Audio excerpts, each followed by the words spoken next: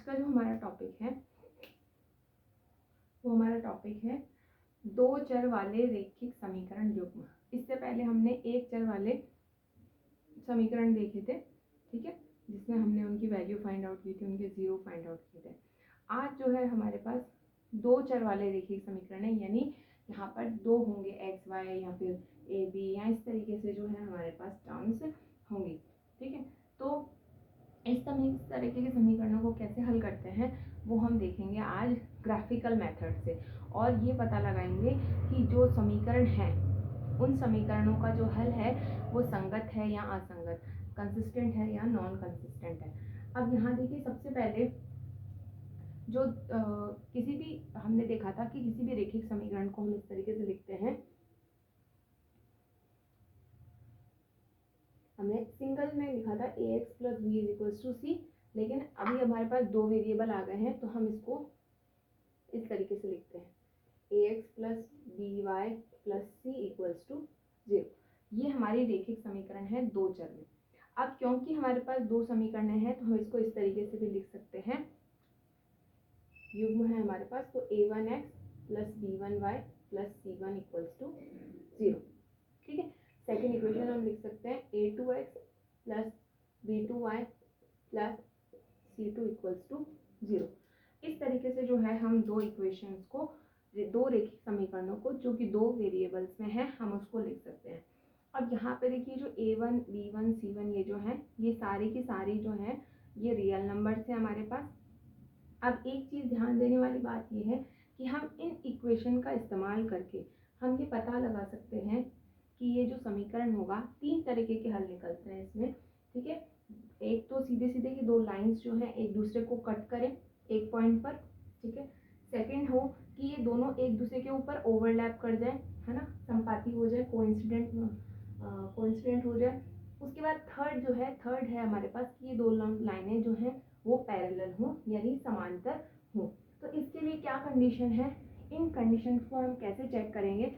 तो सबसे पहले देखिए, ये जो a1 a2 b1 b2 c1 c2 है, इनकी मदद से जो है हम ये फाइंड आउट कर सकते हैं इस समीकरण के हल जो है वो किस तरीके से निकलेंगे। तो सबसे पहले हम फाइंड आउट करेंगे, हमें इसी फॉर्म में लिखना है, पहले x की वैल्यू, फिर y की वैल्यू और फिर कांस्टेंट की वैल्यू।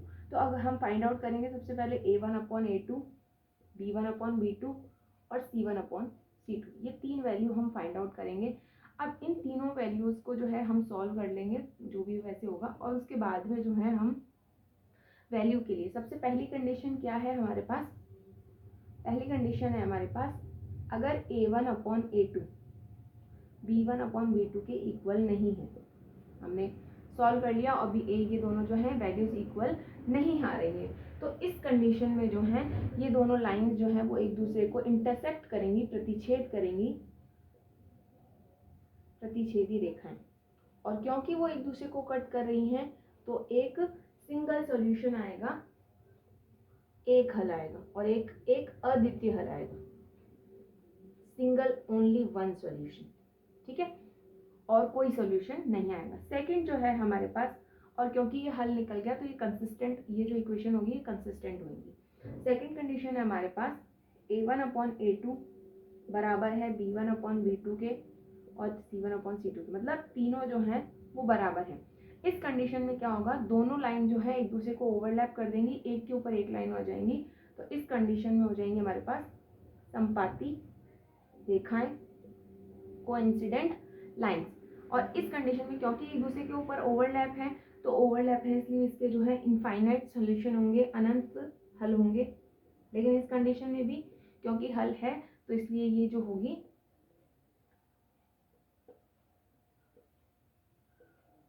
ये जो लाइंस होंगी ये संगत होंगी, इक्वेशन संगत होंगी। थर्ड कंडीशन आती है हमारे पास, थर्ड कंडीशन है हमारे पास, अगर a1 upon a2 b1 upon b2 के बराबर है लेकिन c1 अपॉन c2 के बराबर नहीं है, तो इस कंडीशन में क्या होगा, इस कंडीशन में हमारे पास बनेंगी पैरेलल लाइंस, समांतर रेखाएं, समांतर रेखाएं बनेंगी, और इस कंडीशन में कोई हल नहीं होगा, और क्योंकि कोई हल नहीं है तो इसलिए जो ये जो लाइंस का जो पैर है, ये युग्म है, समीकरण युग्म जो है वो असंगत हो जाएगा, इसका कोई हल नहीं है इसलिए। ठीक है, तो सबसे पहले हम इन्हीं कंडीशन को ध्यान रखकर हमें जो है पहले हम फाइंड आउट कर सकते हैं कि कोई भी जो दो लीनियर इक्वेशंस हैं उनका हल पॉसिबल है या नहीं। तो देखिए इसका एक एग्जांपल देख लेते हैं हम। सबसे पहले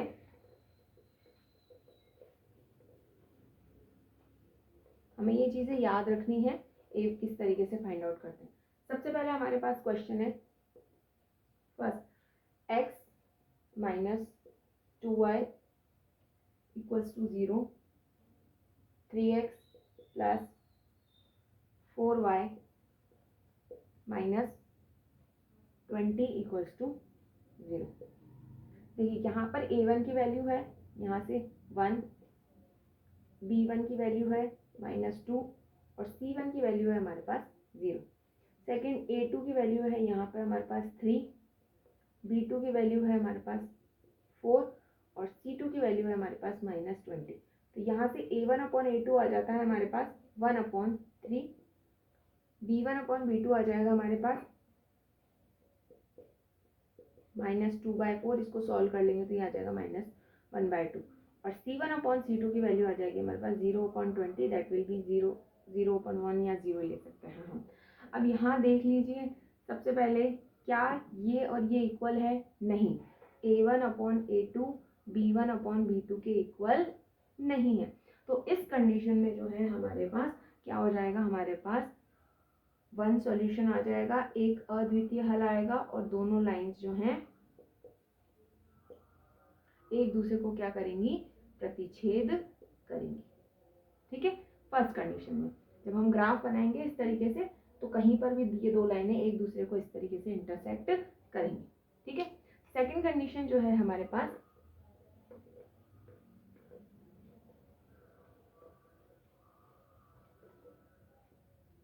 सेकंड कंडीशन आ गई हमारे पास 2x plus 3y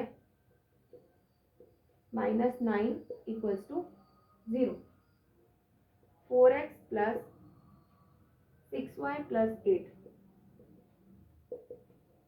is equals to 0, a1 2 b1 3 c1 minus 9, a2 4 b2 6 c2 8। तो यहाँ से a1 upon a2 2/4 that is 1/2, b1 upon b2 is equals to 3/6 that is 1/2 and c1 upon c2 minus 9/8।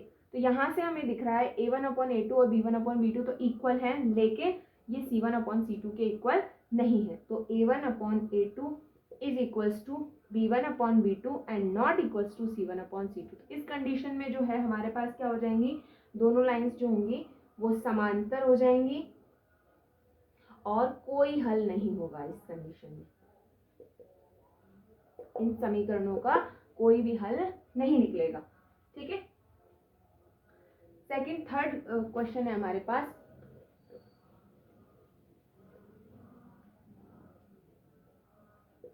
x plus 2y minus 4 equals to 0 and second है हमारे पास 2x plus 4y minus 12 equals to 0।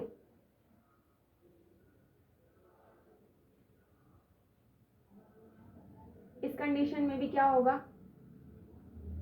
या इसकी जगह पर हम ले लेते हैं इस तरीके से -8 इक्वल्स टू 0, a1 की वैल्यू 1, b1 की वैल्यू 2, c1 की value -4, a2 2, b2 4 and c2 -8।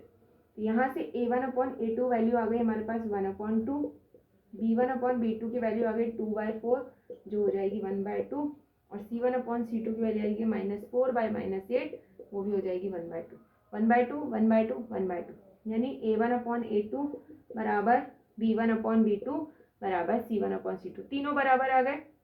इसका मतलब यहाँ पे कौन सी लाइनें बनेंगी, संपाती रेखाएं बनेंगी। ठीक है, और कितने हल निकलेंगे, अनंत हल निकलेंगे।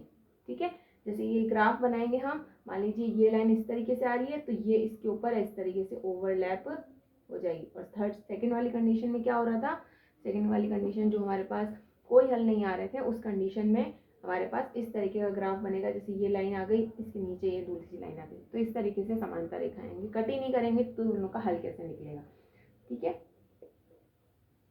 इस तरीके से जो है हम किसी भी लीनियर इक्वेशन जो है दो वेरिएबल में उनका हल निकाल सकते हैं।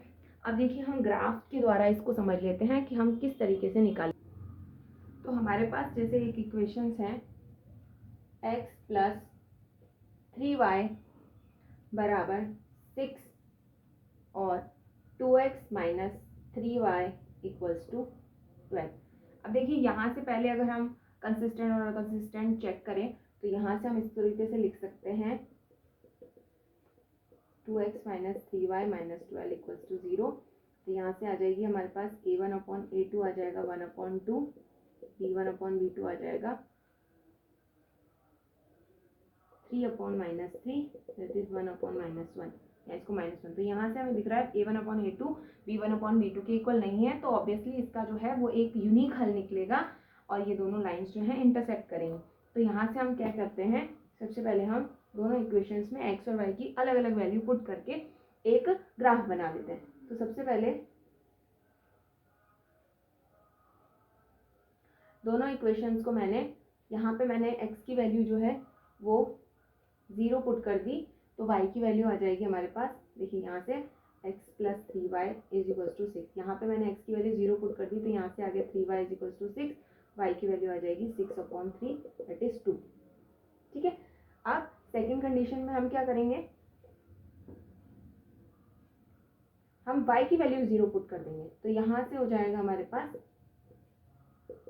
x की वैल्यू क्या आ जाएगी 6, y की वैल्यू 0 पुट करने पर x की वैल्यू क्या आ गई हमारे पास 6। ये हो गई फर्स्ट इक्वेशन। सेकंड इक्वेशन जो है हमारे पास,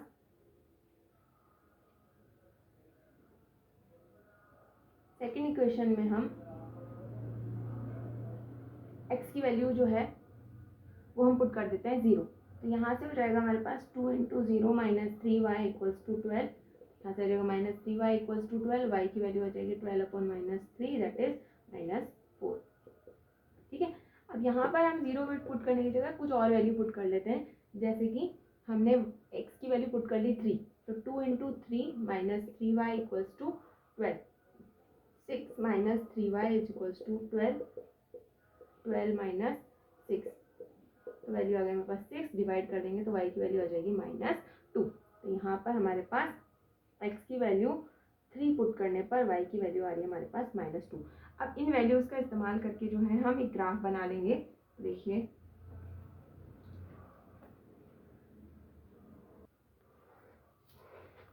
तो देखिए हमने यहाँ पर जो है ये ग्राफ जो है 3x plus 3y is equals to 6 और 2x minus 3y is equals to 12, इसके लिए जो हमने फाइंड आउट करी थी 6,0 0,2, ये हमारा ए पॉइंट हो गया।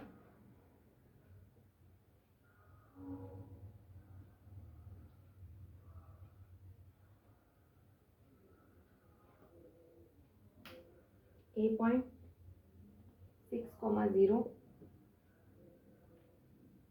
और बी पॉइंट है हमारा 0,2, ठीक है। थर्ड पी पॉइंट है हमारे पास, यहाँ से x की वैल्यू 0 और y की वैल्यू -4, ठीक है। और Q है हमारे पास Q पॉइंट, इसकी वैल्यू देखिए यहाँ से x की वैल्यू है 3 और y की वैल्यू है -2, ठीक है। तो ये चारों पॉइंट्स जो हैं हमने इन चारों पॉइंट्स पे जो है वो वैल्यू हमने पुट करके और इनको लाइंस को ज्वाइन कर दिया। तो यहाँ से देखिए हम जब हमने इनको ज्वाइन किया तो ये जो दोनों लाइन है यहाँ से ये यहाँ कट कर रही है, ठीक है। और ये लाइन इन दोनों को जब ज्वाइन करके PAB और हमने PQ को जो ज्वाइन किया, तो AB और PQ को ज्वाइन करने पर ये दोनों लाइन कौन से पॉइंट पे कट कर रही है, इस B पॉइंट पे, इस A पॉइंट पर कट कर रही है। अब A पॉइंट की वैल्यू क्या है, A पॉइंट की वैल्यू है हमारे पास 6,0। अब 6 जो है वो फर्स्ट टर्म x है और y सेकेंड टर्म जो है वो y का कोऑर्डिनेट है। तो तो यानी x इक्वल्स टू 6 और y इज इक्वल्स टू 0, इस वैल्यू के लिए ये दोनों वैल्यूज जो हैं वो सेटिस्फाई, ये इक्वेशंस जो हैं सेटिस्फाई कर रही हैं। इसका मतलब इन समीकरणों का हल क्या हो जाएगा हमारे पास, इन समीकरणों का हल हो जाएगा x इक्वल्स टू 6 और y इज इक्वल्स टू 0। तो इस तरीके से जो है हम ग्राफिकल मेथड से जो है किन्हीं भी दो समीकरणों का जो है रैखिक समीकरणों का हल निकाल सकते हैं।